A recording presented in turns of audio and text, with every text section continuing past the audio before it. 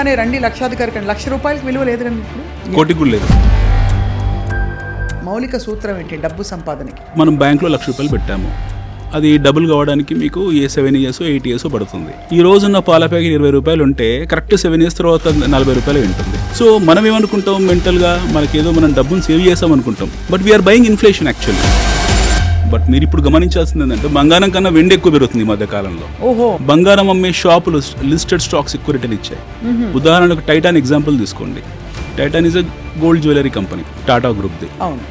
అది 20 ఏళ్ల క్రితం ₹30 ₹40 ఉండేది స్టాక్. అది వాళ్ళ స్టోర్స్ వాళ్ళ వ్యాపారం ఎలా పెరుగుకుంటూ పోయిందో that would have given about 200 times. Wow.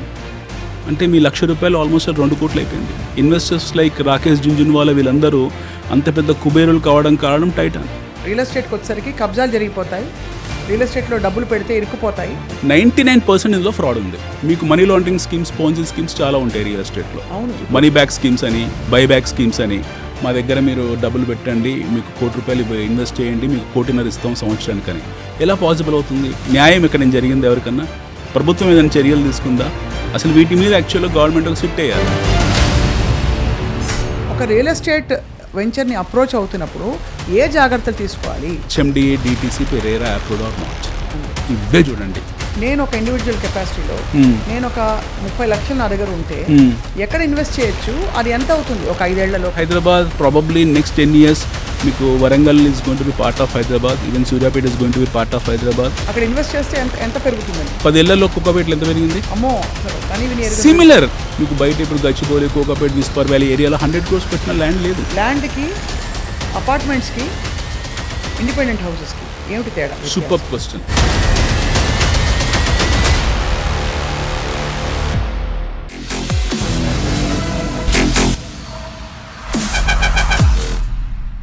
అందరికీ నమస్కారం. డబ్బు విలువ ఎంత మారిపోతుందో మన ఊహల్ని మించి కూడా డబ్బు విలువ పూర్తిగా పడిపోతుంది. కాబట్టి దీనికి తార్కాణం ఏంటంటే ఈ మాట అనడానికి, ఒకప్పుడు రండి లక్షాధికారి కండి అనే కార్యక్రమాలు ఉండేవి. ఇప్పుడు మీలో ఎవరు కోటేశ్వరుడు అని ఒక కార్యక్రమం చూస్తున్నాం మనం. అన్నిటికంటే మించి ఏంటంటే ₹1,00,000 విలువ కూడా ఇవాళ తూచ్ అంటున్నారు అందరూ. అలా అయిపోయిందనమాట ఇన్ఫ్లేషన్. ఇవాళ మనం ఒక ఫైనాన్షియల్ ఎక్స్పర్ట్, ఒక ప్లానర్ అండ్ బహుశా రియల్ ఎస్టేట్ అండ్ అలాగే ఇన్వెస్ట్మెంట్స్ రంగంలో చాలా అనుభవం గడించిన ఒక ఎక్స్పర్ట్ అని చెప్పచ్చు. వారితో మాట్లాడబోతున్నాం. 100 కోట్లు సంపాదించడం ఎలా? ఈ టాపిక్ వింటేనే దిమ్మ తిరిగిపోతుంది. Let's talk to Varaganti Anil Kumar garu. వారితో మాట్లాడి చాలా విషయాలు మనం ఇవాళ నేర్చుకోబోతున్నాం. అనిల్ కుమార్ గారు నమస్కారం. నమస్కారం. సో నిజంగానే రండి లక్షాధికారి కండి. ₹1,00,000 విలువ లేదు కానీ ఇప్పుడు లేదు, కోటికి కూడా లేదు. కోటికి కూడా లేదు అంటే అర్థం కావట్లేదు. ఒక్కసారిగా రెమ్యూనరేషన్స్ మొదలుకుని, శాలరీస్ మొదలుకుని అన్నీ మారిపోయాయి. సో ఇవాళ రూపాయి విలువ దాదాపు లేదనే చెప్పాలి. ఎగ్జాక్ట్లీ లేదు, there is no value. So మరి మనం అవసరాలు ఎంత, ఎలా ప్లాన్ చేసుకోవాలని చెప్తే మీరేం చెప్తారు? ఫండమెంటల్ మౌలిక సూత్రం ఏంటి డబ్బు సంపాదనకి? డబ్బు సంపాదించాలంటే ముందు డబ్బు విలువ తెలియాలి, ఫస్ట్ థింగ్. రెండోది భవిష్యత్ అవసరాల పట్ల అవగాహన ఉండాలి. మూడోది మన సంపాదన ప్రక్రియ అవుతుందో అది ముఖ్యంగా అర్థం చేసుకోగలగాలి. మన ఇన్వెస్ట్మెంట్ని జాగ్రత్త చేయగలగాలి. సాంప్రదాయబద్ధంగా, ట్రెడిషనల్గా మనకు తెలిసిన ఇన్వెస్ట్మెంట్స్ రెండు. అంటే భారతదేశంలో మనందరికీ కూడా సాంస్కృతిక పరంగా వచ్చిన భావజాలం అవుతుందో మనకు రెండు తెలుసు. ఒకటి బంగారము లేదా భూమి. బంగారం, భూమి కాకుండా ఇతరాతర సాధనాలు ఇంకేమున్నాయి అంటే చాలా ఉన్నాయి. బంగారం, భూమి కన్నా కూడా ఎక్కువ రిటర్న్ ఆఫ్ ఇన్వెస్ట్మెంట్ ఇచ్చిన సాధనాలు ఎన్నో ఉన్నాయి. లాస్ట్ 20 yearsలో ఇన్ఫ్యాక్ట్ మనకు ఈ మన భారతదేశ ప్రయాణం మొదలైంది 40 ఏళ్ళు. అంటే మనకి గ్లోబలైజేషన్ తర్వాత, ఎస్పెషల్లీ 1991 పివి నరసింహారావు, మన్మోహన్ సింగ్ గారు తెచ్చిన ఈ గ్లోబలైజేషన్ రిఫార్మ్స్ తర్వాతనే మనకు మన భారతదేశ ప్రయాణం మొదలైందని మనం అనుకుందాం. జనరల్ బేసిక్ ఎకనామిక్స్ ఎవరికి తెలిసినా కూడా. అయితే మనం అందరం ఏం చేస్తామనంటే మన ట్రెడిషన్స్ని, మన సాంప్రదాయాల్ని, మన సాంప్రదాయ ఇన్వెస్ట్మెంట్స్ని ఈరోజు కూడా వదులుకోలేదు చదువుకున్న వాళ్ళు కూడా. మన వ్యవస్థ అంతా కూడా చీటీల చుట్టూ, మన వ్యవస్థ పూర్తిగా కంప్లీట్గా చీటీల్లో చుట్టూ ఈ పీర్లెస్ అనో, సహారా అనో, ఇంకేదో మనీ లాండరింగ్ అనో, ఇంకేదో రకరకాల యాక్టివిటీస్లో ఇరుక్కుపోయాం.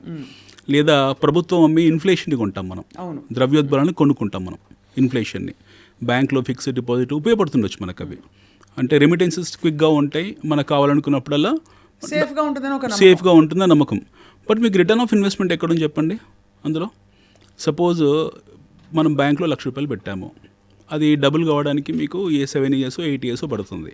ఈ 1,00,000 2,00,000 మీకు వడ్డీతో ఒక 7 yearsకు కాంపౌండెడ్ రేట్ ఆఫ్ రిటర్న్ మీద ఒక 8 yearsకు మీకు 2,00,000 వస్తుంది. ఈ రోజున్న పాల ప్యాకెట్ ₹20 ఉంటే కరెక్ట్ 7 years తర్వాత ₹40 ఉంటుంది. అంటే మీరు సేవ్ చేసిన డబ్బు మీరు మళ్ళీ ఇన్ఫ్లేషన్కే కట్టేస్తున్నారు. అవును. సో మనం ఏమనుకుంటాం, మెంటల్గా మనకేదో మనం డబ్బును సేవ్ చేసాం అనుకుంటాం, but we are buying inflation actually. అంతే కదా.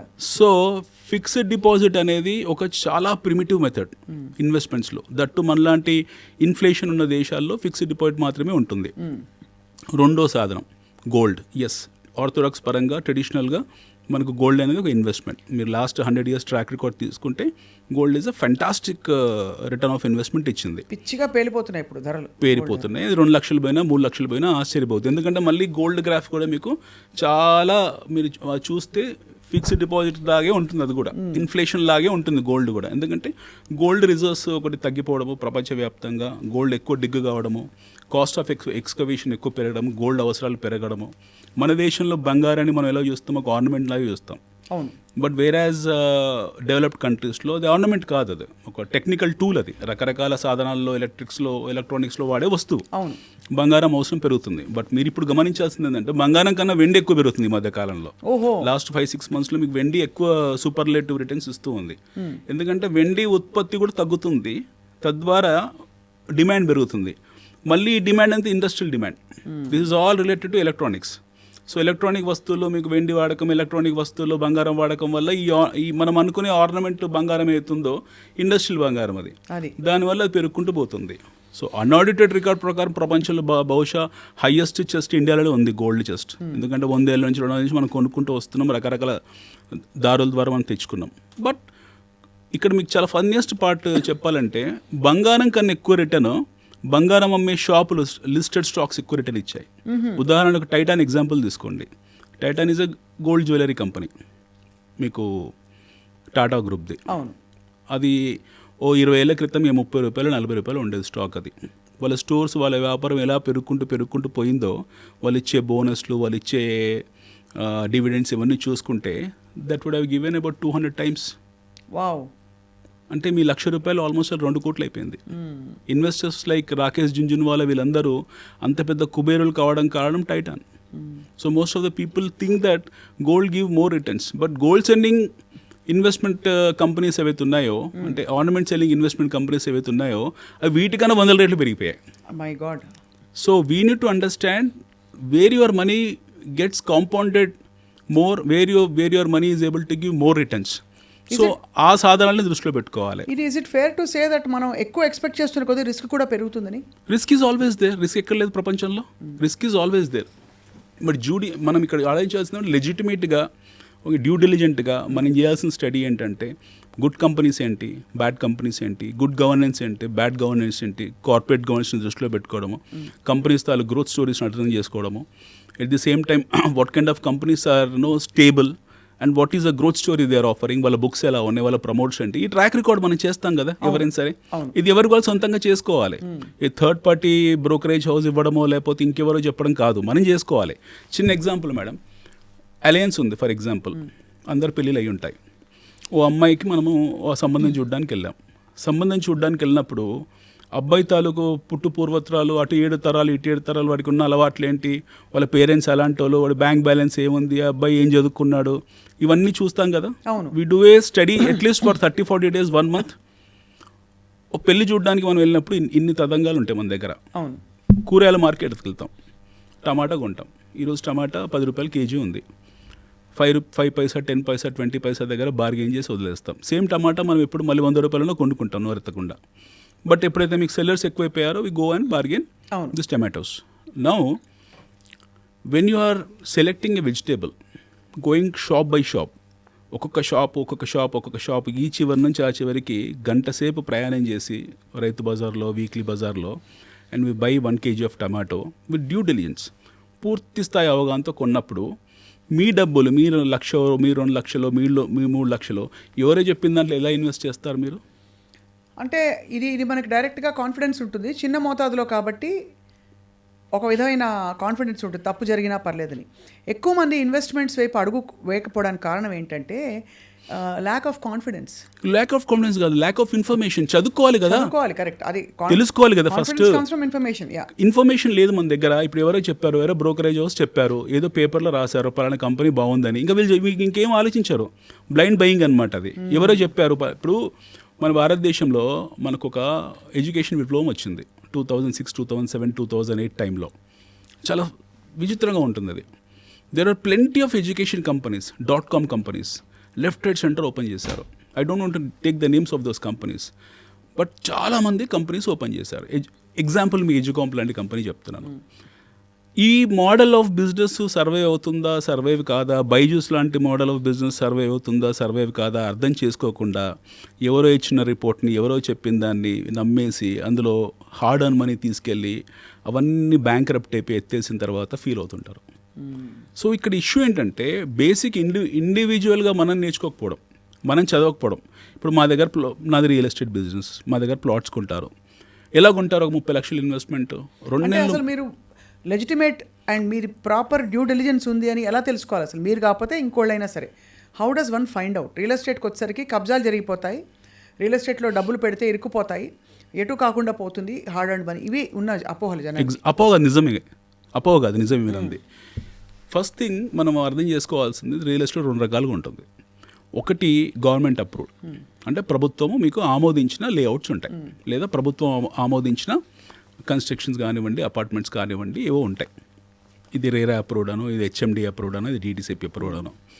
ఇది కానిది వదిలేసి ఎవడో ప్రీ లాంచ్ పెట్టాడు, రేపు పొద్దున మాకు అప్రూవల్ వచ్చిన తర్వాత మీకు 50% జంప్ వస్తుంది, 60% జంప్ వస్తుందని ఎవరో XYZ వచ్చి ఏదో ఊరు నుంచి వచ్చి హైదరాబాద్లో 10 ఎకరాలు 20 ఎకరాలు లేఅవుట్ తీసుకున్నాడు. మీరే ఎగ్జాంపుల్, స్వప్న గారు, మీకు ఎవరో చెప్పారు, మీరు మేడం ఇట్లా మీరు మా దగ్గర మా ఫ్రెండ్ ఉన్నారు, ప్రీ అప్రూవల్ పెట్టారు ఒకటి, ఇందులో మీరు ప్లాట్ బుక్ చేసుకోండి, తర్వాత బాగా పెరుగుతుంది, ముందు అయితే డబ్బులు అది పెరిగే, రేపు పొద్దున అప్రూవల్ వచ్చాక మీకు అది 20 లక్షలు అవుతుంది, ఇప్పుడు 10 లక్షలు పెట్టి కొనుక్కోండి అని చెప్పారు. మీకు ఆశ ఉంటుంది సహజంగా ఎవరికైనా సరే. ఇంకే ఫ్యాక్టర్స్ చూడరు, డ్యూ డెలిజెన్స్ అసలు చూడరు, వెళుతారు, వాళ్ళు హార్డ్ అర్న్ మనీ 10 లక్షలు తీసుకొని డంప్ చేస్తారు. 99% ఇందులో ఫ్రాడ్ ఉంది. 99% ఇందులో ఫ్రాడ్ ఉంది. 99% జనాలు డబ్బులు పోగొట్టుకున్నారు. తర్వాత వాళ్ళు ఎవరికి తెలియదు. అదే వీళ్ళు ఎవరైతే ఆ డబ్బులు తీసుకొని పారిపోయారో వాళ్ళు ఎక్కడున్నారో కూడా తెలియదు. వాళ్ళ మీద ఏ యాక్షన్స్ లేవు, ప్రభుత్వం కూడా పెద్ద పట్టించుకునే సందర్భాలు లేవు, వాళ్ళు చర్యలు తీసుకునే కూడా పెద్ద ఏం లేవు. ఎవరో 2 నోటీసులు ఇస్తారు, ఒకరిద్దరిని తీసుకెళ్ళి చెంచడలో వేస్తారు, వాడు బెయిల్ తెచ్చుకుంటాడు, మళ్ళీ తిరుగుతాడు, ఇవన్నీ నార్మల్ అయిపోయాయి. సో ఈ సిస్టమ్ డ్యూ డెలిజెన్స్ ఇందాక మనం అందదే లెజిటిమేట్ కాంది ఏదైతే ఉంటుందో, అంటే ప్రభుత్వం ఆమోదించింది ఏదైతే ఉంటుందో, what government is not approved, what RERA is not approved, దాని జోలికి దాన్ని అమ్మడం అనేది చట్టరీత్యా నేరం. ఎవరు? ఈ అమ్మేవాళ్ళు. బట్ కొనడం కూడా అంతే స్థాయి నేరం. అమ్మడమే నేరం కాదు, కొనడం కూడా నేరమే. రెండొకటి, మీకు మనీ లాండరింగ్ స్కీమ్స్, పోన్జీ స్కీమ్స్ చాలా ఉంటాయి రియల్ ఎస్టేట్లో. మనీ బ్యాక్ స్కీమ్స్ అని, బై బ్యాక్ స్కీమ్స్ అని, మా దగ్గర మీరు డబ్బులు పెట్టండి, మీకు ₹1 కోటి ఇన్వెస్ట్ చేయండి, మీకు ₹1.5 ఇస్తాం సంవత్సరానికని. ఎలా పాసిబుల్ అవుతుంది? వాడు ₹1 కోటి ఇన్వెస్ట్ చేస్తే ₹50 లక్షలు రిటర్న్ ఇస్తా అని చెప్పాడు, ఎలా పాసిబుల్ అవుతుంది? అదే కదా.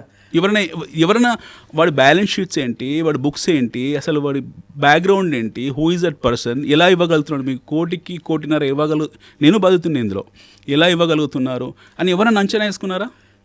సైబర్ ఫ్రాడ్స్ ఇప్పుడు అలాగే కదా జరుగుతున్నాయి. ఇవి సైబర్ ఫ్రాడ్స్ కన్నా కూడా beyond madam, direct frauds, money laundering, Ponzi scheme frauds, ఇవన్నీ కూడా మీకు ప్రభుత్వానికి ప్రతి ఏటా సంవత్సరానికి దగ్గర 10 నుంచి 15 వేల కోట్ల నష్టం వస్తుంది ఇందులో.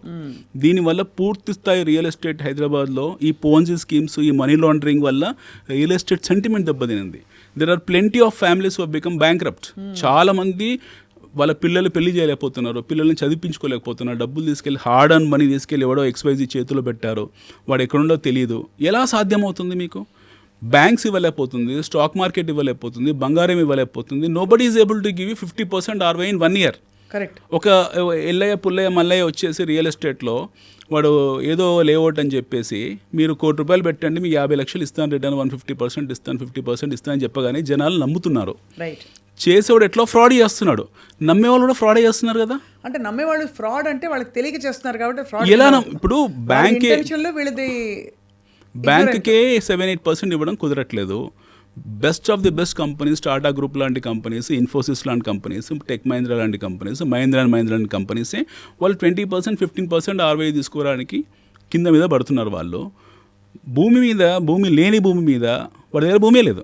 It doesn't have any land with him. అవును, నేను ఏదో చేస్తాను రేపు పొద్దున అని చెప్పేసి భవిష్యత్తుని కలల సోదరుని అమ్మేసి ఈరోజు జనాల దగ్గర డబ్బులు తీసుకొని సక్సెస్ ఏంది? ఒక స్టోరీ చెప్పండి హైదరాబాద్లో అలాంటిది. Let's keep India side, let's talk about Hyderabad. అలా పబ్లిక్ నుంచి మనీ లాండరింగ్, పోన్జీ స్కీమ్ ద్వారా డబ్బులు తీసుకొని ₹1,00,00,000 ఎన్నో ఉన్నాయి అలాంటి, కొన్ని 100,000 కోట్లు వసూలు చేశారు. కొన్ని కేసులు అవుతున్నాయి, కొంతమంది జైలుకి వెళ్ళారు అని మీరు ఎక్కువ కవర్ చేస్తుంటారు టీవీ ఛానల్స్ వాళ్ళే. But what happen to them? న్యాయం ఇక్కడ నేను జరిగింది ఎవరికన్నా? ప్రభుత్వం ఏదైనా చర్యలు తీసుకుందా? అసలు వీటి మీద యాక్చువల్గా గవర్నమెంట్ ఒక సిట్ వేయాలి. They have to do a special investigative team.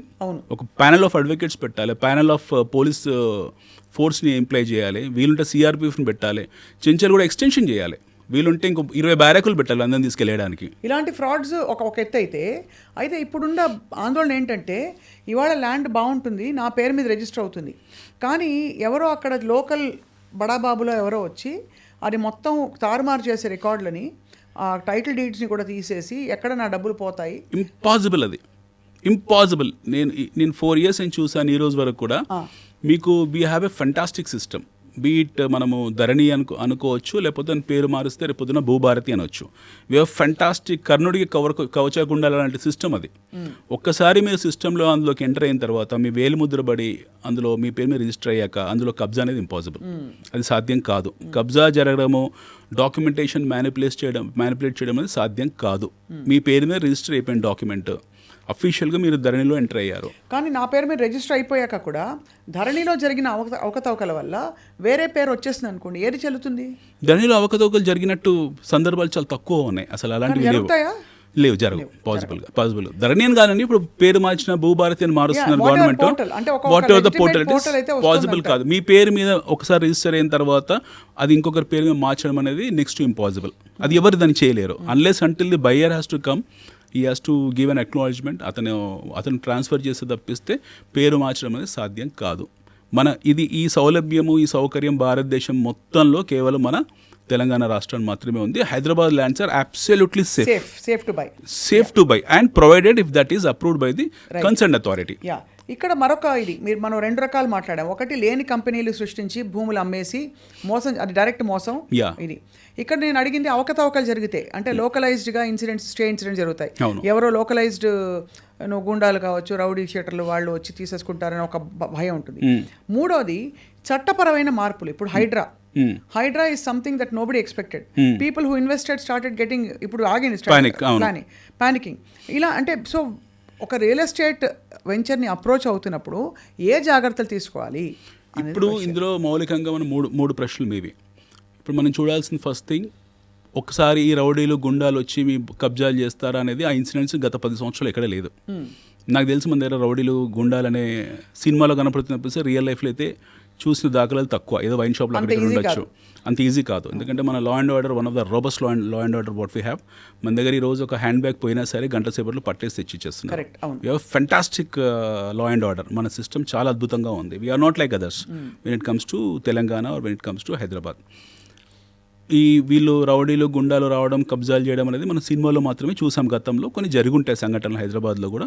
But last 13 yearsలో మనకి ఎప్పుడైతే ఈ లా అండ్ ఆర్డర్ని ఇంటిగ్రేట్ చేశామో, ధరణితో ఇంటిగ్రేట్ చేశామో, this is washed out. Return of cases అనమాట. ఇంకా అలాంటివి ఏం జరగలేదు, ఎప్పుడు కూడా ఇంక జరిగే పాసిబిలిటీ లేదు. ఇందా మీతో అన్నట్టు ఒకసారి ఒక ప్రాజెక్ట్ అప్రూవ్ అయిన తర్వాత, ఆ ప్రాజెక్ట్లో మీరు బయ్యర్గా చేరిన తర్వాత మిమ్మల్ని టచ్ చేయడం అనేది, your rights will be protected. Your rights are absolutely protected. Yes. Nobody can touch, even God cannot touch you. Okay. No one can touch. There is no authority on this earth which can come and encroach your land, provided if that is registered on your name and provided that particular land has been approved. What are those approvals? DTC approval undi, RERA approval undi. That's enough. It encompasses everything. Absolutely. Yes. That can encompass everything. Now you are going to ask a question, why this Hydra has happened then? Yeah. Okay, so Hydra was an activity. Actually, Hydra is a very good activity where they wanted to clear the encroachments. Backward encroachments ఏవైతే ఉన్నాయో మనకు, especially రోడ్స్ని ఎక్కడైతే encroach చేశారో లేదా lakes encroach చేశారో, we had ఎన్ని lakes ఉండే హైదరాబాద్లో దగ్గర దగ్గర 300-400 చెరువులు ఉండేవి. ఆ చెరువులు కబ్జాకు గురి కావడము, అవన్నీ ఆల్రెడీ లాస్ట్ 30-40 ఇయర్స్లో అక్కడ కాలనీలు వెళ్ళడము, లేదా రోడ్లు రావడము, లేదా షాపింగ్ మాల్స్ రావడం అన్నీ జరిగాయి. So you take example of Kukatpally or Nizampet, all this places, ఇవన్నీ కూడా బ్యూటిఫుల్ ఫెంటాస్టిక్ లేక్స్ ఉండే ఏరియా ఒకప్పుడు.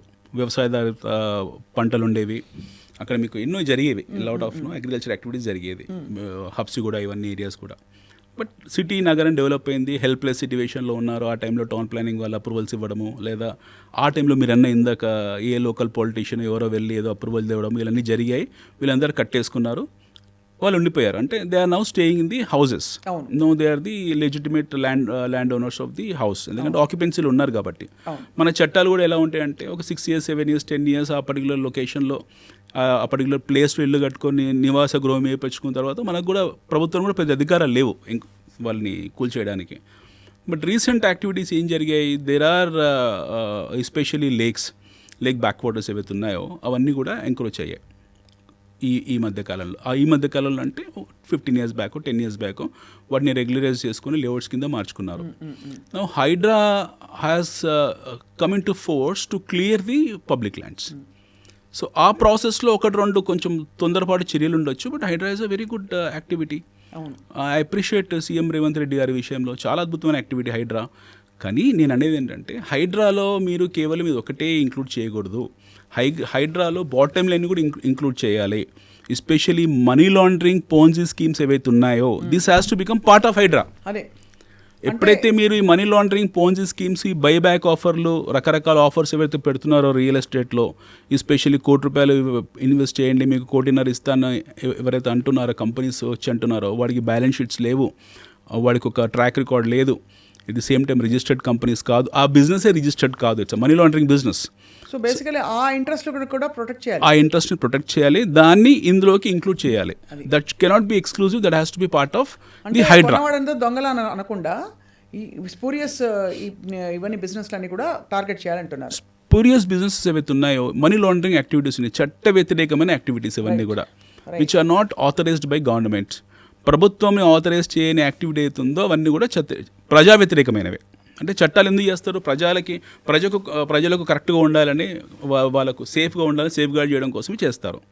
ఎప్పుడైతే చట్ట వ్యతిరేకత చర్యలు ఈ యాక్టివిటీస్ జరుగుతున్నాయో వాటి మీద ప్రభుత్వం చర్యలు తీసుకోవాల్సిందే. Hydraa has to be a very robust, suppose to be robust system, inclusive of all this money laundering and Ponzi schemes. Got it, కన్విన్సింగ్గా ఉంది. ఇప్పుడు మనం ఇంతవరకు మీరు బంగారం గురించి చెప్పారు, వెండి గురించి చెప్పారు, ఫిక్స్డ్ డిపాజిట్స్ గురించి చెప్పారు, డబ్బులు దాచుకోవడానికి అనేక మార్గాలు, పెంచుకోవడానికి కూడా.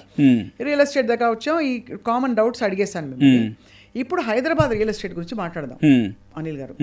చుట్టూ విస్తరించే హైదరాబాద్ ఇప్పుడు చూస్తే 60-70 కిలోమీటర్లు నేను గత 15-20 సంవత్సరాల్లోనే విస్తరించి చూసాను. ఇది వరకు లకడికప్పులు హైదరాబాద్, అబిడ్స్ హైదరాబాద్, ఇప్పుడు అబిడ్స్ లకడికప్పులు ఎక్కడికో వెళ్ళిపోయింది, ఎక్కడో Kokapet, that is the new Hyderabad. ఎక్కడెక్కడ విస్తరిస్తోందండి హైదరాబాద్, చెప్పండి. మనము హైదరాబాద్ అనే నగరాన్ని కాసేపు పక్కన పెడితే, first will come from Golconda. 400 సంవత్సరాల క్రితం గోల్కొండ అనే సామ్రాజ్యంలో హైదరాబాద్ అనే ఒక చిన్న కుగ్రామం ఎక్కడో ఉండేది.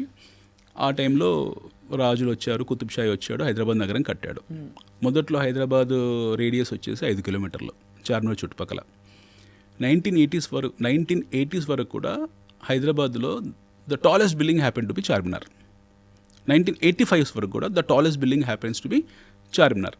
తర్వాత బషీరుద్దీన్ బాబు ఖాన్ ఇలాంటి వాళ్ళు వచ్చి పెద్ద పెద్ద బిల్డింగ్స్ కట్టారు 90s ఆ టైంలో. Then it has become a normal high rise లాగా ఉండిపోయింది.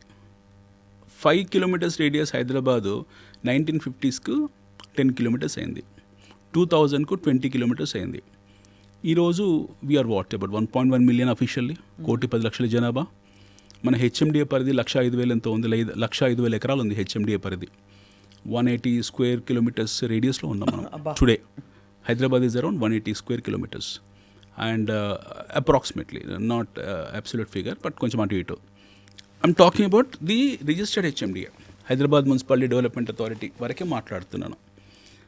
ఈ రేడియస్ వరకే మనకు ఔటర్ రింగ్ రోడ్డు, దాని తర్వాత ఉన్న ఇంకొక 6-7 kilometers వరకు మన హెచ్ఎండిఏ పరిధి అనుకుందాం. ఈ 1,10,00,000 జనాభా ఇందులోకే వస్తారు. But actually Hyderabad is beyond that. మన హైదరాబాద్ సిటీ హెచ్ఎండిఏ పరిధి దాటిన తర్వాత కూడా ఇప్పుడు ఎంత ఉంది అంత ఉంది ఈక్వల్గా. బా if you take the complete Hyderabad radius, I'm talking about హైదరాబాద్ని బేస్ చేసుకొని వ్యాపారాలు చేసే వాళ్ళు, ఉద్యోగాలు చేసుకునే వాళ్ళందరూ కూడా మీకు 2 కోట్ల జనాభా ఉంటుంది.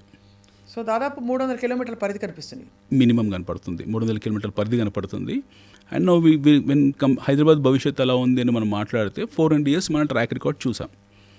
ఎన్నో రాజ్యాలు వచ్చాయి, ఎంతోమంది రాజులు వచ్చారు, ఎంతోమంది ముఖ్యమంత్రులు వచ్చారు, సొంతంగా రాష్ట్రం ఏర్పడింది, ప్రభుత్వాలు మారే, ఎన్నో జరుగుతున్నాయి. ఈ ప్రగతి ఆగదిచ్చే నిరంతర ప్రక్రియ ఇది. ఈ ప్రహాసనం అనేది నిరంతరం జరుగుతూనే ఉంటుంది. ఒకటి. రెండోది, we have to come from nation point of view, భారతదేశం పర్స్పెక్టివ్లో కూడా మనం ఆలోచించాలి. Today we have how many A class cities? We have 5 A class cities: Delhi, Calcutta, Mumbai, Hyderabad, Chennai and Bengaluru. 6 cities ఉన్నాయి మనకు. We have beaten Chennai in terms of Geography.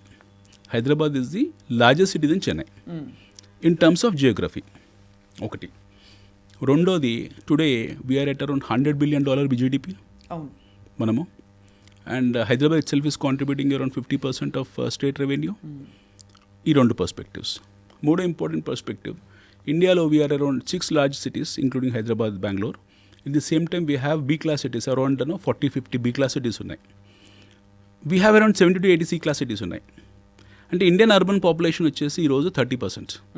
అంటే agrarian economy నుంచి మనం అర్బన్ ఎకానమీ కింద మారిపోయాం. ఫైన్. నవ్ హైదరాబాద్ కూడా సిమిలర్లీ అదే రిప్లికాలో మనం వర్కౌట్ అవుతున్నాం. Now if you take globally, we are around మన ర్యాంక్, గ్లోబల్ ర్యాంక్లో 100 లోపల ఎక్కడ ఉంటాం మనం. If we look at the city perspective, ఒకప్పుడు మనము ఇండియా ఏదైతే ఉందో, we are part of Asia Pacific అనేవాళ్ళు మనని. Today entire world is calling as India Pacific. భారతదేశాన్ని ఇండో పసిఫిక్ అంటున్నారు ఈరోజు. It's not Asia Pacific anymore. India is a Indo Pacific. So Indo Pacific రీజన్లో అత్యంత ప్రాముఖ్యత గల నగరం, దేశం ఇండియా. నగరాలు 2 ఇండో పసిఫిక్ రీజన్లో అతి ముఖ్యమైన 2 నగరాలు ఉన్నాయి. ఒకటి ఢిల్లీ అనుకుందాం, the administrative capital of India. Second వచ్చేసి దక్షిణ భారతదేశాన్ని కానీ వింధ్యా పర్వతాలు దిగిన తర్వాత మోస్ట్ సెంటర్ ఆఫ్ గ్రావిటీ ఉన్న సిటీ హైదరాబాద్. అంటే అన్ని విధాల మోస్ట్ డిజైరబుల్ సిటీ. అందుకే అన్ని కంపెనీలు కూడా ఇన్వెస్ట్మెంట్స్ ఇక్కడికే రాలేదు. చాలా వరకు వచ్చాయి. 10-15 సంవత్సరాల వచ్చాయి. అయితే ఇప్పుడు ఎలా ఉండబోతుంది? వచ్చే 15 సంవత్సరాలు, వచ్చే 10 సంవత్సరాలు ఎలా ఉండబోతుంది? నగర అభివృద్ధి ఎలా ఉండబోతుంది అని అంటే, ఇప్పుడు మనం చాలా ఫాస్ట్ అవుతాం. ఎందుకనంటే నౌ స్ట్రేట్ ఆఫ్ మలకా ఎక్కడ అవుతుందో ఫిలిప్పీన్స్ దగ్గర, అటు నుంచి మన ట్రేడ్ ఇండియాలోకి ఎంటర్ అవుతుంది. That will enter at Bay of Bengal. Strait of Malacca ట్రేడ్కు బే ఆఫ్ బెంగాల్ ఎంట్రీ అవుతుంది. మీరు అందుకే చూడండి, అదానీ పోర్ట్స్ ఏవైతే ఉన్నాయో మనకు ఎంటైర్ ఆంధ్రాలో, ఎస్పెషల్లీ మచిలీపట్నం, విశాఖపట్నం, వాళ్ళు ఎక్కువ అక్కడ దాని మీద ఫోకస్ చేశారు. సో మనకు ఈ ఎంట్రీ పాయింట్ అంటే గేట్ వే ఆఫ్ ఇండియా ఈ 2 అవుతాయి. ఎస్పెషల్లీ మచిలీపట్నం, విశాఖపట్నం, ఇటు Chennai will be the gateway of India. అక్కడి నుంచి మంగళూరు పోర్ట్ని, ఇటు కొచ్చి పోర్ట్ని, అటు గోవా పోర్ట్ని, ఢిల్లీ పోర్ట్ని కనెక్ట్ చేసే ఏకైక పాయింట్ హైదరాబాద్. సో ఈ రెండు పోర్ట్స్ అంటే south and east and west బేస్ని కనెక్ట్ చేసే సెంటర్ పాయింట్ అవుతుంది. సో అంటే వింధ్యా పర్వతాల కింద నుండి ఒకటి ఆల్రెడీ ఎగ్జిస్టింగ్, బట్ ఇప్పుడు ఇన్ఫ్రాస్ట్రక్చర్ పరంగా చాలా రోబస్ట్ అవుతుంది. రెండోది, సౌత్ ఇండియాలో, మన దక్షిణ భారతదేశంలో there has to be a place where it has to be feasible for every one. It is not Bengaluru, it is not Chennai anymore. It will be Hyderabad. రేపు పొద్దున భవిష్యత్తులో EV zone, electric vehicle zone కానివ్వండి, future అంతా electric వెహికల్దే ఉంటుంది. Manufacturing zones కానివ్వండి. Already Hyderabad happen to be larger pharma player in the world.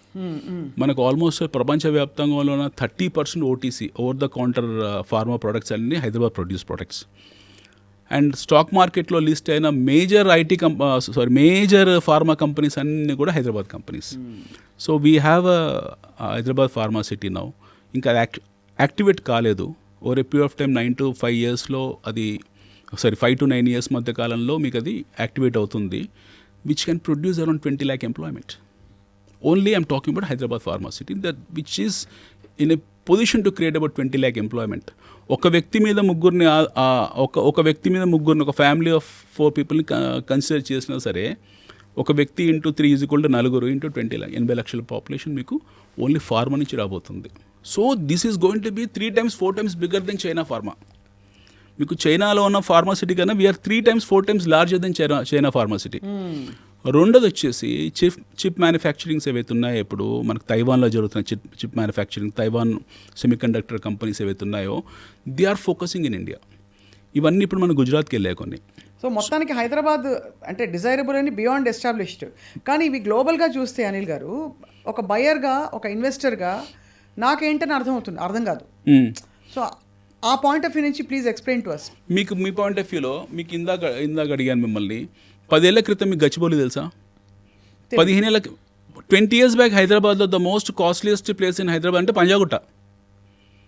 The most costly. మీరు తీసుకునే రామ్ గోపాల్ మరి ఇంటర్వ్యూ రామోయిజంలో ఆయన మూవీస్ అన్నీ పంజాగుట్ట చుట్టే ఉంటాయి. పంజాగుట్ట, నాగార్జున హిల్స్ వాటి చుట్టే ఉంటాయి. అక్కడెక్కడ మీకు ఒకటి పెళ్ళి కొన్ని ఏరియాస్ కనపడతాయి. ఇప్పుడు తీసే మూవీస్ అన్నీ సిటీ అవుట్స్కట్స్ మోయినాబాద్ వరకు వెళ్ళిపోయారు వాళ్ళందరూ. అంటే city got expanded at least 30-35 kilometers in last 20 years. అంటే major urban, I'm talking major urban ఒక 35 kilometers వెళ్ళిపోయింది నాగార్జున సర్కిల్ నుండి. Gachibowli is now heart of city. ఈరోజు Gachibowli is not outskirts anymore, it's heart of city. Gachibowli దాటి మీకు మళ్ళీ హైదరాబాదు అటు శంషాబాద్ వెళ్ళిపోయింది, అది కూడా హార్ట్ ఆఫ్ సిటీ అయింది. Even that moved beyond Shamshabad went to Shadnagar. From there it has become the Jadcherla as entry. మళ్ళీ ఇటువైపు వెళ్తే Shankarpally which was happen to be an outskirts, దాన్ని ఇంటిగ్రేట్ చేశారు. It's part of main city. ఒకప్పుడు ఒక 6-7 years back మీకు సంగారెడ్డి అంటే ఎక్కడో అనుకునేవాళ్ళు. నవ్వు సంగారెడ్డి మీకు Hyderabad same Kukatpally traffic bumper traffic ఉంటుంది, ఇంచుమించు ట్రాఫిక్ ఉంటుంది. Yadadri happen to be the part of Hyderabad. మీరు అటు వరంగల్ హైవే తీసుకుంటే మీరు సండే రోజు యాదాద్రి వెళ్ళండి, people talk about temple. It's not temple anymore, it's a residential area, it's an industrial zone, it's a manufacturing zone more or less. So all these areas technically come under greater Hyderabad, a grand view of Hyderabad. But I foresee Hyderabad probably next 10 years. Meeku Warangal is going to be part of Hyderabad. Even Suryapet is going to be part of Hyderabad. Ituvaip తీసుకుంటే any of Jadchala is part of Hyderabad. It will go up to the level of Kothakot. It will be part of Hyderabad. Even now Sadashud will be part of Hyderabad. So నేను ఒక individual కెపాసిటీలో నేను ఒక 30 లక్షలు నా దగ్గర ఉంటే ఎక్కడ invest చేయొచ్చు? అది ఎంత అవుతుంది ఒక 5 ఏళ్లలో 10 ఏళ్లలో? మీకు హైదరాబాద్ చుట్టుపక్కల ఎక్కడైనా సరే మీ చాయిస్ ఆఫ్ లొకేషన్లో చుట్టుపక్కల ఎన్నో డెవలప్మెంట్ యాక్టివిటీస్ జరుగుతున్నాయి. SEZs ఉన్నాయి మన హైదరాబాద్ చుట్టుపక్కల. ప్లెంటీ ఆఫ్ యాక్టివిటీస్ అవుతున్నాయి. ఎస్పెషల్లీ ది వెస్ట్ జోన్ కానివ్వండి, ది సౌత్ జోన్. ఇప్పుడు మీరు ఇందాక చెప్పినట్టు towards the new corridor, Divitipalli, ఇటువంటి పోలేపల్లి, ఇవన్నీ SEZs వస్తున్నాయి. అక్కడ pharma city, future city, AA city అన్నీ ఇంటిగ్రేట్ అయ్యి ఉన్నాయి. అంటే ఎస్పెషల్లీ ఇది ఒక లొకేషన్ లైక్ జడ్చర్ల, ఇవన్నీ కూడా ఇలాంటి లొకేషన్లో this are going to be next Kokapet. అక్కడ ఇన్వెస్ట్ చేస్తే ఎంత పెరుగుతుందని? మీ కోకాపేటలో ఎంత పెరిగిందండి? 10 ఏళ్లలో కోకాపేటలో ఎంత పెరిగింది? అమ్మో, అసలు కానీ సిమిలర్. నేనేం చెప్పాల్సిన అవసరం లేదు మీకు. నేను I'm saying replication of Kokapet అని చెప్పి 30 లక్షలు 3 కోట్లు అవుతుంది ఈజీగా అవుతుంది. అంతగానే బియాండ్ కూడా కావచ్చు. 5-10 ఏళ్లలో మ్యాక్సిమం 10 ఏళ్ళ టైం ఫ్రేమ్ పెట్టుకోండి. ఎందుకంటే కోకాపేటలో 10 years బ్యాక్ ఎవరు మాట్లాడలే కదా. చాలామంది జనాలు కోకాపేట గురించి వింది. తెలుగు ప్రజలు ఎప్పుడు విన్నారంటే లాస్ట్ 5 years ఒక తెలుగు మూవీలో కోకాపేట ఆంటీ గురించి, ఎస్ ఎగ్జాక్ట్లీ, అక్కడనే విన్నారు. అంతమందికి వాళ్ళకి తెలియదు. అయితే ఈ మూవీ వచ్చినప్పుడు కోకాపేటలో ఎకరం ₹1 ఉండేది, ఈరోజు 100 కోట్లు అయింది. ఈ మూవీ వచ్చినప్పుడు, ఆ మూవీ పేరు గుర్తు రావట్లేదు, ఆ మూవీ వచ్చినప్పుడు అప్పుడు ఎకరం 1.5 ఉండేది, ఈరోజు 100 కోట్లు అయింది. ఇది ఐఎమ్ టాకింగ్ అబౌట్ గవర్నమెంట్ వేలంపాటలో 100 కోట్లు వేయడం కాదు, బయట ఇన్ జనరల్లో కూడా. మీకు బయట ఇప్పుడు గచ్చిబౌలి, కోకాపేట్, విస్పర్ వ్యాలీ ఏరియాలో 100 crores పెట్టిన ల్యాండ్ లేదు. You don't have any land availability లేదు. Land is the only limited resource. Land cannot be remade or remanufactured. ఇక్కడ I want to ask you one question అండి. When you say invest in real estate, ల్యాండ్కి, అపార్ట్మెంట్స్కి, independent హౌసెస్కి ఏమిటి తేడా? Super question. Apartment happen to be a nest, ఉండడానికి కోసం. Apartment never becomes a house, it becomes a home. Home అంటే భార్యాభర్తలు అందరు కలిసి ఉండేది హోమ్ అనుకుంటాం మనం. అందరం ఒక ఫ్లోర్ కింద అందరం ఉంటాము, ఆప్యాయతలు, ప్రేమ ఆప్యాయతల మధ్యలో ఉంటాం కాబట్టి ఒక హోమ్ అనుకుంటాం. But it cannot became a house. House అంటే ఏంటంటే, హౌస్ అంటే property. Apartment definitely is not a property. మీరు ఇందాక మనం అనుకున్న ఫిక్స్డ్ డిపాజిట్, ఇన్ఫ్లేషన్ అడ్జస్ట్మెంట్స్ ద్వారా పెరుగుతాయి, ఆ రేట్లు పెరుగుతాయేమో. అవసరం. ఇప్పుడు గచ్చిబౌలిలో ఉద్యోగం చేస్తున్నారు, ఫైనాన్షియల్ డిస్ట్రిక్ట్లో ఎవరో అబ్బాయి పనిచేస్తున్నాడు, అతను ఆ ఏరియాలో ఆ ప్రాక్సిమిటీ, ఆ విసిలిటీకి దగ్గరగా ఉండాలి. So he will choose some 1 hour 1.5 hour traffic డిస్టెన్స్లో రాకపోకలను దృష్టిలో పెట్టుకుని చుట్టుపక్కల ఎక్కడో చోట అపార్ట్మెంట్ కొనుక్కుంటాడు. ఈ 7th floorలో 8th floorలో కొనుక్కుంటాడు. Over a period of time మీరు ఆ డిప్రిసియేషన్ని తీస్తే మీ బ్యాంక్ లోన్లో క్లియర్ అయ్యే టైంకు అపార్ట్మెంట్ మీకు ఒక వస్తువులాగా మిగులుతుందో, ప్రాపర్టీలాగా మిగులుతుంది, డిప్రిషియేటే మిగులుతుంది. అది it is definitely not a property. Okay, whereas land is definitely property. భూమి అనేది ప్రాపర్టీ. అయితే మనకి ఇక్కడ ఏం జరుగుతుందనంటే, ఒక్కసారి ఇన్ఫ్రాస్ట్రక్చర్ కనుక మీకు ఒక సిస్టంలోకి వచ్చి సీమ్లెస్ ఇన్ఫ్రాస్ట్రక్చర్ వచ్చిన తర్వాత, రోడ్స్ వెడల్పు కావడము, ఇప్పుడు మెట్రో స్టేషన్ ఇలాంటివి రావడము, ట్రాన్స్పోర్టేషన్ అభివృద్ధి చెందడం, ఇవన్నీ వచ్చిన తర్వాత మీకు అపార్ట్మెంట్స్కి వాల్యూ ఉండదు. ఇంకా people will not prefer apartments. Somebody who is staying in Shadnagar, somebody who is staying in Jecharla, if he has got a seamless traffic ఇబ్బందులు లేకుండా హాఫ్ అన్ అవర్లో కనుక గచ్చిబౌలి రాగలిగితే, why will stay in apartment in Kukatpally? అదే obviously, అంటే ఒక independent house మంచి ఇప్పుడైతే ఫ్రెష్ ఎయిర్ కూడా ఒక పెద్ద ఇంపార్టెంట్ అది ఫ్యాక్టర్. అది ఇంకొకటి, పోస్ట్ కరోనా తర్వాత అందరికీ జాగ్రత్తలు, ఆరోగ్యపరమైన జాగ్రత్తలు తీసుకొని, there are 2 things happened in India. Corona తర్వాత భారతదేశంలో 2 విప్లవాలు వచ్చాయి, చాలా సైలెంట్ రెవల్యూషన్స్ వచ్చాయి. ఒకటి ఆటో రెవల్యూషన్, 2 wheelers నుంచి 4 wheelers రెవల్యూషన్ వచ్చింది. మన auto sales especially 4 wheeler sales we jump 200%. మన కార్ల అమ్మకాలు 200% పెరిగాయి భారతదేశంలో కరోనా తర్వాత. People thought entire world is going to get into trouble, 50% జనాభా ఎగిరిపోతుంది, భారతదేశం కూడా అతలాకుతలం అయిపోతుంది, మనం అందరం కూడా కంప్లీట్ కొలాప్స్ అయిపోయాం అనుకున్న సందర్భంలో people have preferred to buy 4 wheeler for that social distancing దృష్టిలో పెట్టుకుని బైక్స్ కన్నా, కార్ల కన్నా కూడా ట్రాన్స్పోర్టేషన్ ఇది కంఫర్టబుల్, సేఫ్ ట్రాన్స్పోర్టేషన్ అని చెప్పి they got in to 4 wheelers. 1990 నుంచి 2020 వరకు ఎన్ని 4 wheelers మోడల్స్ వచ్చాయో, 2020 నుంచి 2025 5 years అన్ని వచ్చాయి models. So today buying is not a problem, వాడికి ఒక ట్రిగర్ పాయింట్ కావాలి. అదే you need to have a trigger point. ఇప్పుడు డిజిటల్ కెమెరాస్ ఒక trigger point, iPhone pro max ఇవన్నీ ట్రిగర్ పాయింట్ అని కొనుక్కోవాలి, ఒక స్టేటస్ రిక్వైర్మెంట్ కాబట్టి కొనుక్కుంటారు ఎలాగలాగా. సో అంతవరకు కార్ల అవసరం ఎవరికి పడలేదు, they thought it's a luxury item. But ఎప్పుడైతే అది అవసరం కింద మారిందో, పీపుల్ స్టార్టెడ్ బయింగ్ కార్స్. అది యూస్డ్ కార్ కావచ్చు, కొత్త కార్ కావచ్చు, but we have jumped in terms of sales. And no lot of companies have come. Even Hyundai కూడా మన లిస్ట్ చేశారు భారతదేశం దృష్టిలో పెట్టుకొని. ఫోర్డ్ వాళ్ళు, మా Ford company as left India, ఇండియాలో మార్కెట్ లేదు, కష్టంగా ఉన్నామని చెప్పేసి ఇండియా నుంచి వెళ్ళిపోయారు ఫోర్డ్ వాళ్ళు. Now they want to come back again in 4 years, seeing the market condition, seeing the dynamics of the market, seeing the purchasing ability of the Indians. అది చూసి మళ్ళీ వాపస్ వస్తున్నారు. Similarly what happened is micro family system వచ్చింది. Parents ఇదివరకు ఉమ్మడి కుటుంబాలు, అన్నదమ్ములు అందరూ ఒకే చోట ఉండేవాళ్ళు. ఈ కరోనా తర్వాత సోషల్ డిస్టెన్స్ పేరు ఒక బహానా, ఆ పేరు పెట్టుకొని తండ్రి నుంచి కొడుకులు విడిపోవడము, అన్నదమ్ములు విడిపోయి ఇలా జరిగి అందరూ వెళ్ళారు. అది కూడా ఒక one of the reason. So ఇంకొకటి ఏంటంటే బ్యాంక్ లోన్స్, మనకు కంఫర్టబుల్ బ్యాంక్ లోన్స్ ఇవ్వడం, డిస్బర్స్మెంట్స్ చాలా ఈజీ చేయడం bank loans, the ample availability of inventory ఉండడము, చాలా ఇన్వెంటరీ ఉంది మన దగ్గర. So now people are preferring to buy independent house. ఇక్కడ ఇంకొక క్వశ్చన్ ఏంటంటే, నా దగ్గర సపోజ్ 30 లక్షలు ఈఎంఐ కట్టాల్సిన అమౌంట్ ఉంది, లోన్ ఉంది, బట్ 30 లక్షలు రెడీలీ క్యాష్ కూడా ఉంది. ఈ 30 లక్షలు పెట్టి ఇన్వెస్ట్ చేసి డబ్బులు చేసుకుని ఈ ఈఎంఐలు కట్టుకుంటూ కంటిన్యూ చేయడం బెటరా, ఆ 30 లక్షలతో అప్పులు తీర్చేయడం బెటరా? ఎందుకు ఈఎంఐలు కంటిన్యూ చేయండి, కంటిన్యూ ఈఎంఐ. 30 లక్షలు పెద్ద కష్టం ఏం కదా, ఈఎంఐస్ కంటిన్యూ చేయండి. ఒక ఎగ్జాంపుల్ చెప్పాము, హైపోథెటికల్లీ ఏంటంటే ఆ 30 లక్షలు ఇక్కడ ఇన్వెస్ట్ చేయండి, ఆ 30 లక్షలు 3 కోట్లు చేయండి, ఈ 30 లక్షల ఈఎంఐ అవుతుందో ఈ 2 నెలలు 3 నెలలు క్లియర్ చేసుకోండి. అదే కాబట్టి చేతిలో డబ్బులు రిజర్వ్స్ ఉంటే better to invest and help it grow. Yes. Than to pay off loans and yes. Chala old way of thinking. Yes. మీ దగ్గర if don't foreclose your loans, continue your loans, because the cost of loan versus the appreciation of your money is more. అంటే ఈ రెండింటిని, ఈ delta ఫ్యాక్టర్ని మీరు దృష్టిలో పెట్టుకుంటే దీనికి ఎక్కువ మీకు వయబిలిటీ ఉంటుంది, దీని రిటర్న్ ఎక్కువ ఉంటుంది కాబట్టి ఎక్కువ రిటర్న్ ఉంటుంది. In fact you would also probably say, of course lands మీద లోన్స్ ఇవ్వరు కానీ లోన్ తీసుకుని ఇన్వెస్ట్ చేయడం కూడా is a fantastic opportunity. You take a personal loan and buy a land. మీకు పర్సనల్ ఎంత పడుతుంది, సపోజ్ అనుకుందాము ఇప్పుడు ఒక మంచి లొకేషన్ ఉంది, it's a very good thought. మీకు ఒక 30 లక్షల ప్లాట్ ఉంది, మీ దగ్గర లేదు, 10 లక్షల క్యాష్ ఉంది, ఇంకో 20 lakhs మీరు లోన్కి వెళ్ళాల్సి ఉంటుంది. డెఫినెట్గా ల్యాండ్స్ మీద లోన్స్ ఇవ్వరు బ్యాంక్స్, ఎందుకంటే కార్డ్ వాల్యూకు మార్కెట్ వాల్యూకి తేడా ఉంటుంది కాబట్టి. So now you don't have any other obvious choice. Go for a PL loan, personal లోన్కి వెళ్ళండి. పర్సనల్ కాస్ట్ ఆఫ్ పర్సనల్ చాలా తక్కువ ఉంటుంది. 4 years తీసుకుని ఆ ల్యాండ్ మీద ఇన్వెస్ట్ చేసి గ్రో చేసి అంతవరకు ఈఎంఐలు కట్టుకోండి. వాట్ ఎవర్ ఇది గ్రో అయ్యాక అమ్మేస్తే ఇది కట్టేసి బహుశా మిగిలిన దాన్ని ఇంకో చోట ఇన్వెస్ట్ చేయడం.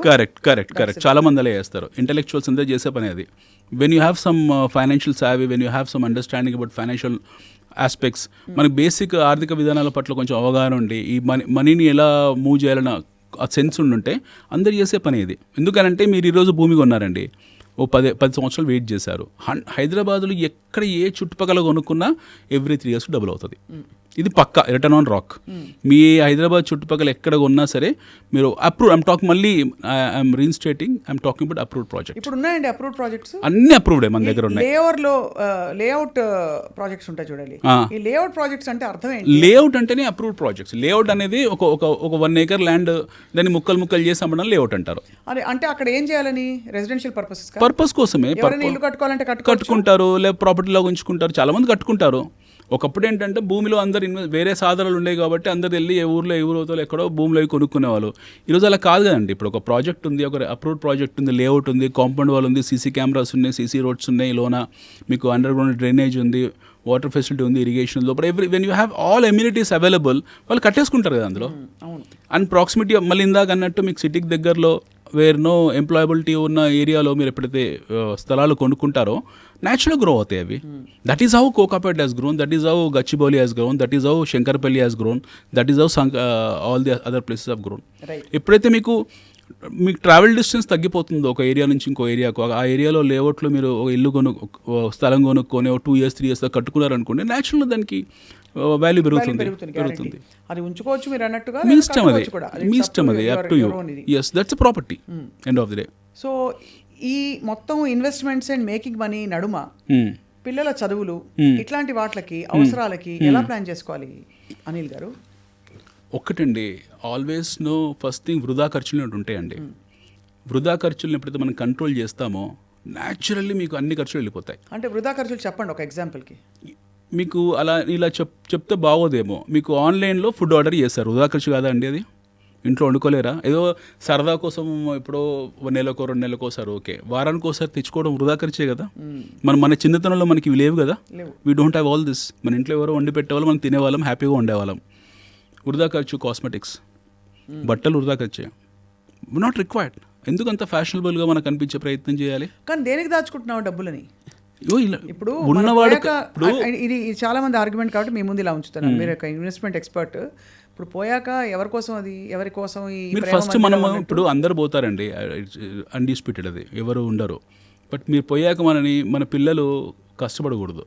ఇప్పుడు అవర్ పెడిగ్రీ, మన పిల్లలు ఎవరైతే ఉంటారో వాళ్ళు సఫర్ కాకూడదు. దానికి చదువులు ఉండాలి, వాళ్ళకి కావాల్సిన ఆర్థిక వెసులుబాటు కల్పించుకోవాలి. అది ఇంపార్టెంట్. అంత మించి అంటే ఏంటి? ఇప్పుడు మనం ఫస్ట్ మీరు అడిగిన ప్రశ్న అదే. ఈ రోజు ₹1,00,000 సరిపోవట్లేదు, ₹1,00,00,000 విలువ లేదని మనం మాట్లాడుకున్నాం. సో అది ఒక 20 years from now ఈ రోజు ఈ జూబ్లీహిల్స్లో ఒక 200 గజాలు ఇల్లు కొనుక్కోవాలంటే మీకు ఎంత అవుతుంది? 4 నుంచి 5 కోట్లు అవుతుంది మినిమం అవుతుంది. 4 to 5 crores. అంటే పిల్లోడికి మన కూతురికి వరకు ఒక 200 గజాలు ఇల్లు ఇవ్వాలంటే వాడు జీవితకాలం కష్టపడాలి. ఫస్ట్ థింగ్, కష్టపడే ఎబిలిటీ ఉండి కష్టపడి సంపాదించుకొని కొంటే బాగుంటుంది. లేదు అని అంటే ఇందాకన్నా వృధా ఖర్చులు తగ్గించుకొని వేరే సాధనాల్లో వెళ్ళి అందులో సంపాదించడం మొదలుపెట్టాలి. ఈ 2 లేదు, నేను చదివిపించాను వదిలేస్తాను వాళ్ళ కర్మ అనుకుంటే మనం చెప్పేది ఏమీ లేదు. But when you wanted to create wealth, you have to cut down your unwarranted expenses. ₹3,000 పెట్టి టికెట్ కొనుక్కోవడం మీకు అన్వారంటెడ్ అనిపించట్లేదా అండి? తప్పకుండా సినిమాలకి అది అవునా కదా. ఒక వారం రోజులు ఆతృత ఆపుకొని పెట్టుకుంటే ఓటీటీలోనే ఇంకెక్కడో వస్తుంది, లేదా ఖాళీ వెనకాల కూర్చొని చూడొచ్చు ఫ్రీగా. ఎవరు ఉండరు. ఒక వారం 10 రోజుల తర్వాత థియేటర్లోనే ఎవడు ఉండడు, మనం ఒక్కరే కూర్చొని పాప్కార్న్ పెట్టుకొని సినిమా చూడొచ్చు. అండ్ దిస్ అన్వారంటెడ్ ఫ్యాసినేషన్స్ ఏవైతే ఉన్నాయో, అన్వారంటెడ్ కాస్మెటిక్స్, అన్వారంటెడ్ డ్రెస్సింగ్, మనము పక్క వాళ్ళతో కంపేర్ చేసుకోవడము, వాడికి ఆ కారు ఉంది కదా నేను కారు మార్చడము. పిల్లలు ఎన్నో కంప్లైంట్స్ తీసుకొస్తారు. నాన్న ఇప్పుడు మా ఫ్రెండ్ వాళ్ళ డాడీకి ఇది ఉంది నీకు లేదని, మా ఫ్రెండ్ వాళ్ళ డాడీకి తెస్తాడు మీదని. ఈ కంపారిజన్స్ వచ్చినప్పుడు ఆటోమేటిక్గా పేరెంట్స్ కూడా టెంప్ట్ అయిపోయి ఏవో చేస్తూ ఉంటారు. గ్యాడ్జెట్స్ ఉన్నాయి, అవసరం లేదు అవన్నీ కూడా. సో ఇక్కడ ఇంకో పర్టినెంట్ క్వశ్చన్ అడుగుతాను. Used car is better or new car is better? Go for used car, go for Delhi car. ఢిల్లీలో మన హైదరాబాద్లో తిరుగుతున్న 4matic Mercedes you get it for 20 lakhs.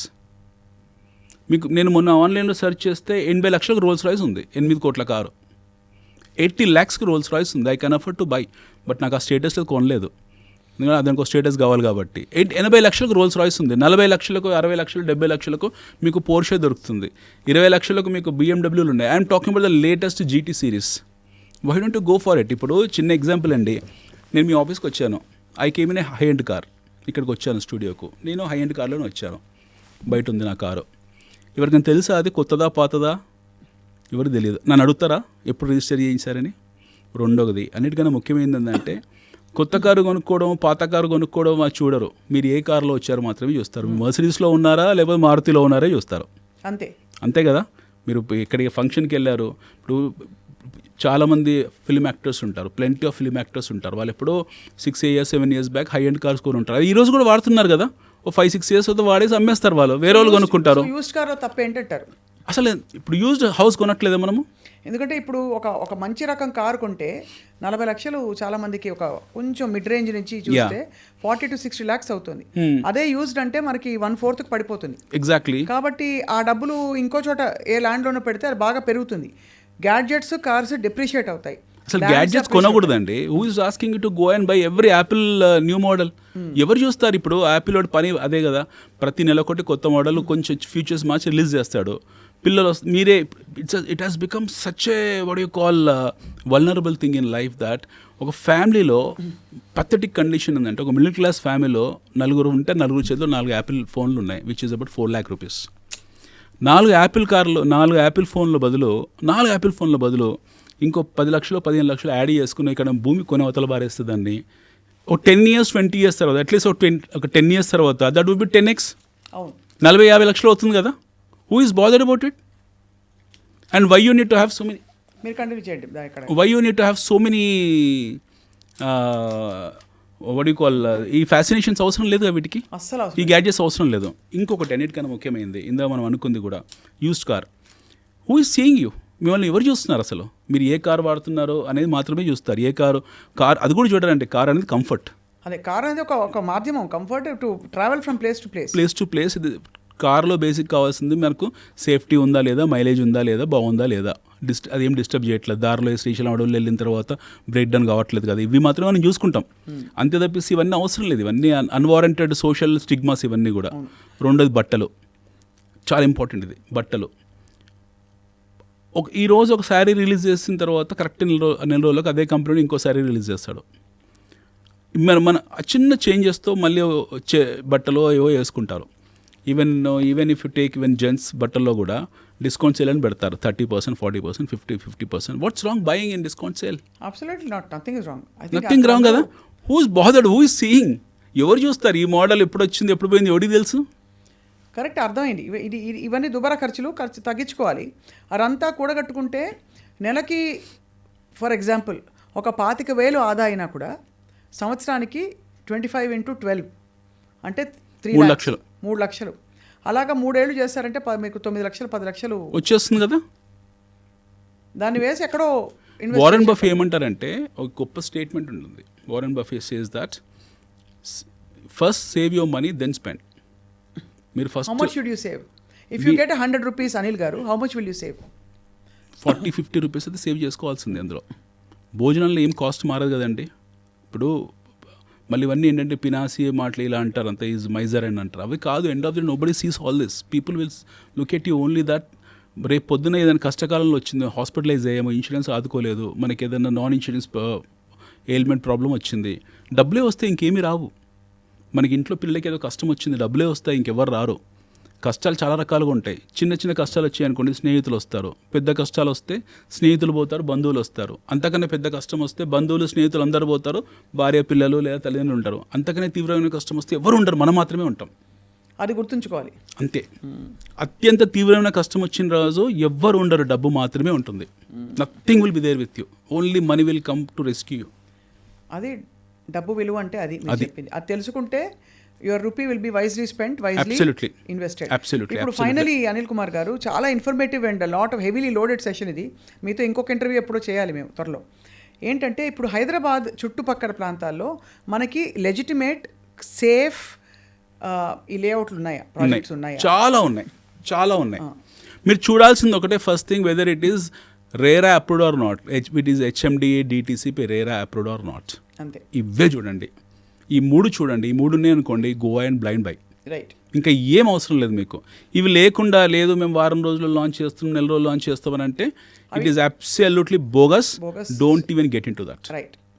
So if you wanted to save your money and if you wanted to make your money grow in real estate, you have to understand one thing, that you have to buy a approved project and see that your project is getting registered, your product is getting registered on time. That's it.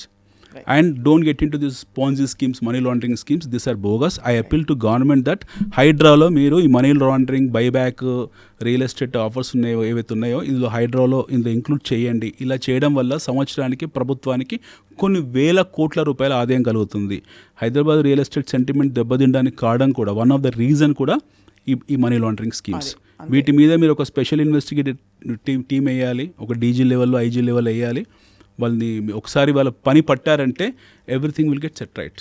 And we are doing a fantastic job. ఆ government is doing a fantastic job. మన ప్రభుత్వాలు అద్భుతంగా పనిచేస్తున్నాయి, కేంద్ర రాష్ట్ర ప్రభుత్వాలు. Right. మనం దాని గురించి ఆలోచించే అవసరం లేదు. Indian growth story is intact. We are growing one of the finest economy in the world. We are the 5th largest economy in the world, sitting with $650 billion of reserves. మనం ప్రపంచంలో అత్యంత బలమైన ఆర్థిక శక్తి. మన శక్తిని ఎవరు ఆపలేరు. And we are going to be a semiconductor champion in days to come. We are going to become electric vehicle champion. Alternative ఎనర్జీలో వీఆర్ ది ఛాంపియన్స్. ప్రపంచంలో భారతదేశాన్ని ఆపే ఏ శక్తి లేదు, తగ్గేదే లేదు. అది అనిల్ కుమార్ గారు, చాలా engaging and very enriching session. తప్పకుండా మీరు చెప్పిన పాయింట్లు మౌలిక విషయాల నుంచి ఇప్పుడు అందరూ ఆలోచనలో పడతారు.